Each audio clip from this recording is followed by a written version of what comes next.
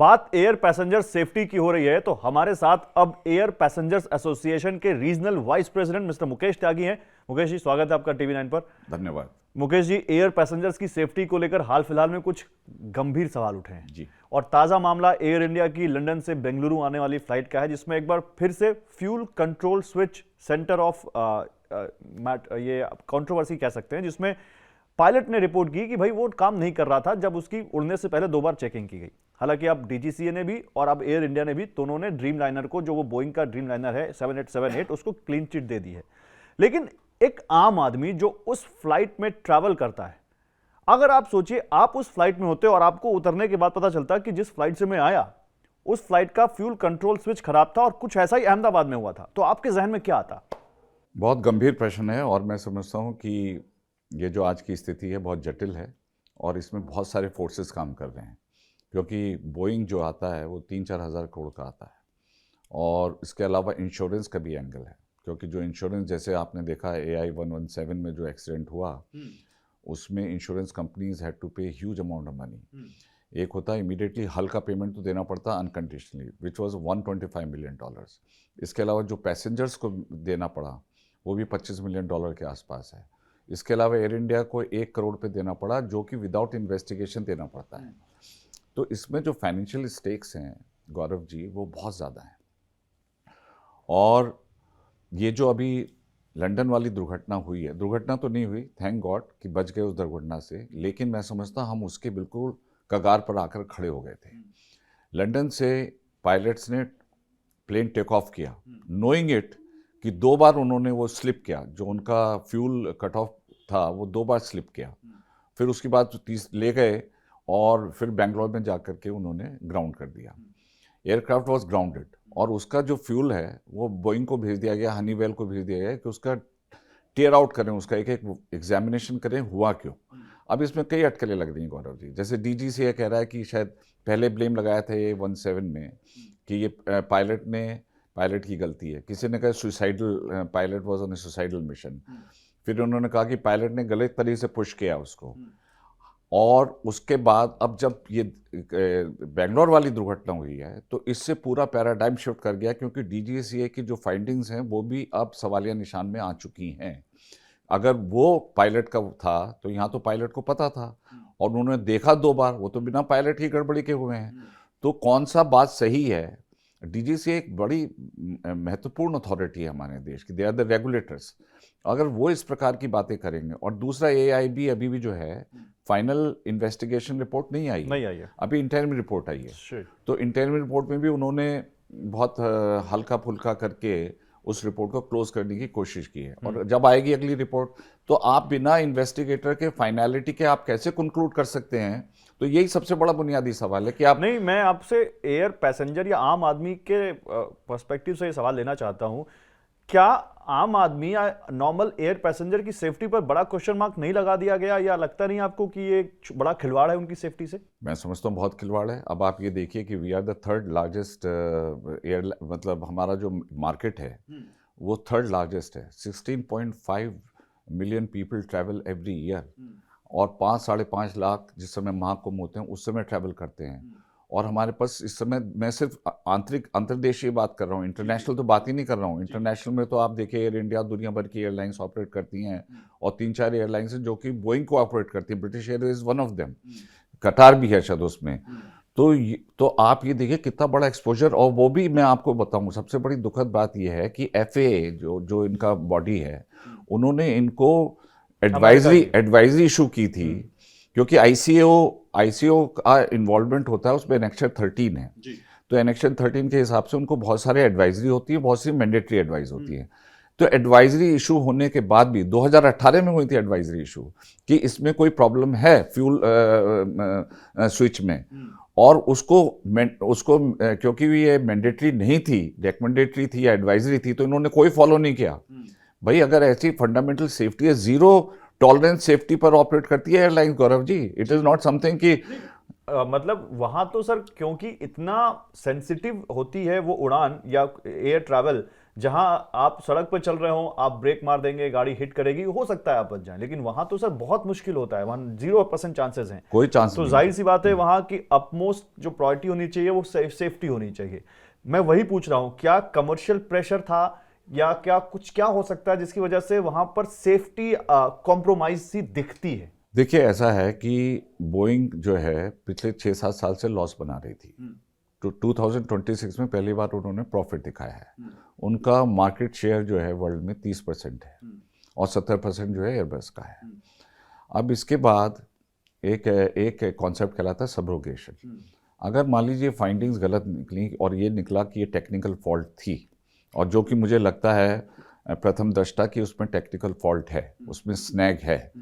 मतलब मैं टेक्निकल आदमी नहीं हूँ, पर इतनी सारी मैंने अभी इन्फॉर्मेशन पढ़ी है उसके बारे में कि स्विच गियर में जो था वो फॉल्ट है 100%। उसमें एक होता है जो उसमें क्लच सा होता है, उसको कहते हैं ड्रॉप। तो उसमें और आधे मिलीमीटर, अब मैं थोड़ा सा आपको टेक्निकली बताऊंगा। तो उसको मानते हुए अगर ये प्रूव हो जाता है कि ये जो था स्विच था गड़बड़ था, इसमें टेक्निकल फ्लॉट था, तो फिर बोइंग के ऊपर बहुत बड़ी जिम्मेदारी आ जाती है। फिर एक होता है सब्रोगेशन। ये जो इंश्योरेंस कंपनीज वालों ने अभी पैसे दिए हैं, ये सूद के समेत इनसे वापस ले लेंगे, क्योंकि गलती इनकी निकली है। अभी तक तो पायलट पे डाल दिया था इन्होंने। तो इसको करने के लिए मैं समझता हूँ इनकी बहुत बड़ी स्ट्रांग लॉबी है। They are very powerful corporations. नहीं तो फिर यहाँ पर सरकार का क्या रोल होता है? क्योंकि आम आदमी चुन के सरकार को इसलिए भेजता है कि वो उसके लिए पॉलिसीज बनाएगी, उसको प्रोटेक्ट करेगी और उसके लिए बात करेगी। यहाँ पर सरकार या सिविल एविएशन मिनिस्ट्री की क्या भूमिका होनी चाहिए? नहीं, देखिए, जहाँ तक मैं प्रधानमंत्री मोदी जी के बारे में जानता हूँ, उनकी जो संवेदनशीलता है वो पैसेंजर के लिए। अब देखिए, एक कॉन्सेप्ट चला था उड़ान, उसमें जो चप्पल पहनने वाला व्यक्ति भी वो रीजनल एयरलाइंस में अफोर्ड कर सकता था। अभी इंडिगो की जब क्राइसिस हुई तो प्राइसेस हैड जूम्ड अप, लेकिन देन उसके बाद सिविल एविएशन मिनिस्टर ने हस्तक्षेप किया और प्राइसेस को स्टेबलाइज किया, और अभी देखिए नॉर्मल हो गया है। लेकिन मैं ये समझ रहा हूँ जी, उसमें भी आपने कहाँ कुछ किया? आपने 20-22 करोड़ रुपए का पेनल्टी लगाया उस कंपनी में जिसका 6-7 हजार करोड़ का कारोबार है। आपने कहीं अकाउंटेबिलिटी नहीं किसी की तय की, आपने किसी पर क्या एक्शन लिया? और जो लोग 2-2 दिन तक एयरपोर्ट पर पड़े रहे और तड़पते रहे, बूढ़े बच्चे जवान, उनको क्या हर्जाना मिला? तो वो मैं समझता हूँ कि खामियां बहुत ज़्यादा हैं और सिविल एविएशन मिनिस्ट्री को इस पर ध्यान देना चाहिए। अभी देखिए, सबसे बड़ा प्रॉब्लम क्या है मैं बताऊँ। यूएस में वहाँ पे FTSA एक ऑर्गेनाइजेशन है, जैसे DGC है हमारी। तो वहाँ पर रिपोर्ट वो सिविल एविएशन मिनिस्टर को नहीं करते हैं, सेक्रेटरी को नहीं करते हैं, दे रिपोर्ट टू द पार्लियामेंट, जो उनकी सेनेट है। यहाँ पर क्या है, यहाँ पर कॉन्ट्रडिक्शन, कॉन्फ्लिक्ट ऑफ इंटरेस्ट ये है गौरव जी कि DGCA comes under ministry of civil aviation, AIB comes under ministry of civil aviation, ATC comes under ministry of civil aviation. अब जो AIB में नंबर 1 तो इनके इन्वेस्टिगेटर्स की कमी है, इनको बहुत और रिक्रूट करने हैं। ये क्या है, बाय रोटेशन आते हैं, ये DGCA के ही आदमी इसमें आ जाते हैं। अब मुझे बताइए, कॉन्फ्लिक्ट ऑफ इंटरेस्ट नहीं है कि जो इन्वेस्टिगेटर है जिसका बॉस DGCA है बैठा है, उसके बाद हो सकता है अंतों तो उसको वहीं पोस्ट कर दिया जाए। बिल्कुल। तो वो कैसे अपने बॉस के खिलाफ, अब बॉस ने एक कंक्लूसिव रिमार्क दे दिया कि साहब इनकी कोई गड़बड़ी नहीं है, अब इन्वेस्टिगेटर्स कैसे चैलेंज करेंगे अपने बॉस के उसको? तो ये जो कॉन्फ्लिक्ट ऑफ इंटरेस्ट है, मैं समझता हूँ कि AIB should be separated, DGCA should be separated, and AIB should be accountable to parliament. Air investigation bureau. हाँ, एयर इन्वेस्टिगेशन ब्यूरो जो है, air accident investigation bureau. Okay. जो अभी AIB, हाँ। AIB जो है, इनमें जो अभी शायद 18 इन्वेस्टिगेटर हैं। नहीं, ये तो आप जो बता रहे हैं ये विद इन डिपार्टमेंट की बात कर रहे हैं जी। मुकेश जी, मैं आपसे एक नॉर्मल आदमी का पर्सपेक्टिव जानने आया हूँ। आम आदमी क्या सोचता है जब इस तरह की घटनाएं होती हैं, इस तरह का क्या जहन में ख्याल आता है? मैं समझता हूँ कि हम लोगों को एक इसका प्रोटेस्ट करना चाहिए, जितने पैसेंजर्स हैं, जो एक्टिव पैसेंजर्स हैं, और हमारी ऑर्गेनाइजेशन इसको लेकर के एक बड़ा प्रोटेस्ट करेगी। और जैसे आपने सुझाव दिया है कि हमको इसको आगे बढ़ करके, क्योंकि पैसेंजर नहीं, मैंने कोई सुझाव नहीं दिया, मैं नहीं, तो सुझाव नहीं, आपका ये मतलब एक वार्ता के दौरान आपने इस प्रकार की कुछ बातें करी कि भाई एक एक्टिविज्म होनी चाहिए, खाली एक पैसिव ऑर्गेनाइजेशन बना के काम नहीं चलेगा। हमने हालांकि बहुत काम किया इस डायरेक्शन में। हमने जैसे यात्रियों के प्रति जो चार्टर है, उनके राइट्स हैं, उसके लिए बहुत काम किया। उसी के अंतर्गत तो हमारा वो बना है चार्टर राइट्स, नहीं तो पहले बहुत ही बुरा हाल था। तो देखिए, पैसेंजर को तो डर लगेगा। अब दिक्कत क्या है कि पैसेंजर्स को बताते नहीं हैं। पैसेंजर को पता ही नहीं कौन से एयरक्राफ्ट में बैठ के जा रहा है वो, 737 में है, 777 में है, एयरबस में है। तो मैं समझता हूँ जागरूकता आनी बहुत आवश्यक है। तो एक तो passenger should boycott completely Boeing aircrafts, because that is only way to teach lesson. क्योंकि जब बॉटम लाइन पे हिट होता है, देखिए एयर इंडिया ऑलरेडी लॉस बना रही है, air India is not making money. मुझे लगता है 1500 करोड़ का लॉस ऑलरेडी एयर इंडिया का है। उसके बाद भी इन्होंने 300-400 ऑर्डर किए हुए हैं। तो एयरलाइन में मार्केट तो बहुत बड़ा हो रहा है, लेकिन पैसेंजर सेफ्टी उतनी उतनी नीचे चली जा रही है। अब आप मुझे बताइए, एटीसी में स्टाफ कम है, तो आप एयर पैसेंजर कैसे सुरक्षित रहेगा?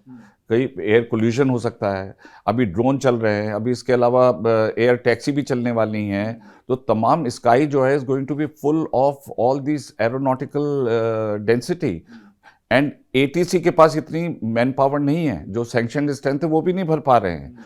अब जैसे अभी एलियर 48 का हुआ, जिसमें अजीत पवार जी का देहांत हो गया, वहाँ पे जो एटीसी के जो आदमी थे, वो जो वहाँ लोकल पायलट ट्रेनिंग में हैं, उनको बैठा रखा था। They are not license to run ATC. तो पहले मतलब वो बात दूसरी है, थोड़ा विषयांतर हो जाएगा। पहले प्लेन उड़ना ही नहीं चाहिए था जब फॉग इतना था। तो कभी कभी पायलट्स भी, मैं समझता हूँ कि थोड़ा सा, मैं पायलट को ब्लेम नहीं कर रहा हूँ, पर पायलट्स के पर भी प्रेशर इतना आता है। क्योंकि अगर मान, जैसे एयर इंडिया की आपने बात करी, लंदन से चला, अब पायलट ने क्यों उड़ाया? Despite the fact he knew कि there is a fault in the switch gear, he flew it. क्योंकि एक तो पैसेंजर अंदर बैठ गए थे, दूसरा वहाँ से उड़ना यहाँ तक पहुँचाना था। अगर वहाँ रुक जाते तो उनको ऑल्टरनेटिव फ्लाइट देनी पड़ती, होटल देना पड़ता, इसके फाइनेंशियल इम्प्लीकेशन बहुत होते। तो pilot is trying to prove his loyalty to the airline कि ठीक है, मैं समझ गया था क्या problem, but I could take the risk and I could safe land them. So इस टाइप के जो डिस्क्रिशंस हैं, इसमें नहीं चलते। अगर आपको लगता है pilot should put his foot down कि भाई मैं नहीं उड़ाऊंगा प्लेन, चाहे तुम मुझे नौकरी से निकाल दो, क्योंकि पायलट की जान खुद खतरे में है। नहीं, ये और कोई भी क्यों अपनी जान खतरे में डालेगा? हाँ। ये तो सवाल है। लेकिन इसके अलावा डीजीसीए ने जिस तरह से कहा है कि भाई हमें फ्यूल कंट्रोल स्विच में कोई गड़बड़ी नहीं मिली, हो सकता है कि जो प्रोसीजर है वो सही तरीके से फॉलो ना किया गया हो, और जो एयरलाइन है या क्रू मेंबर है उनको हम कहेंगे कि इसको टच ना करें अननेसेसरीली, और इसको सही तरीके से ऑपरेट करना सीखें। उनका कहने का मतलब ये, उन्होंने क्लीन चिट दी है बोइंग को। प्लस एयर इंडिया ने भी कहा कि उसने अपने सारे बोइंग 787 ड्रीमलाइनर ग्राउंड किए, 1-2 दिन उनकी जांच की, और अब कह रहे हैं कि now they are fit to fly. आप इससे सहमत हैं कि ये इतनी जल्दी जांच हो गई और ये सब कुछ सही है? मैं बिल्कुल सहमत नहीं हूँ। क्योंकि क्या है, अगर वाइब्रेशन से भी वो हिलता है, और अगर वो इतना वाइटल पार्ट है कि उसके कट ऑफ होने से प्लेन का जो ईंधन है वो जाना बंद हो जाएगा। हाँ।